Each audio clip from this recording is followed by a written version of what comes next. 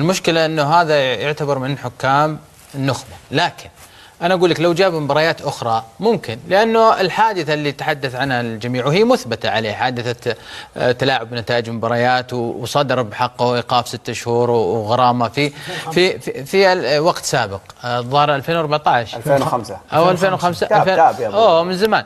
ما عندي مشكلة بما أنه أصلا الاتحاد الأوروبي والفيفا سمحوا له أنه يعود لممارسة التحكيم وشارك في كأس العالم وشارك في بطولات أوروبية، أنا ما عندي مشكلة. لكن أنت في مباراة اصلا حساسه هذه مثل مباراه بين الهلال والنصر اتحاد انت ما انت ملزم بهالحكم، يعني ما وقفت على هالحكم. حكم عنده حادثه سابقه مثبته، يعني ما هو والله تهمه وبرئ منها، لا، حادثه اثبتت عليه رشوه. بس اليوم الحكم انا اتكلم، الحكم ما عنده خطا مؤثر. اذا في خطا مؤثر هي ضربه الفيديو اللي هو حكم الفيديو هو ما رجع شافها.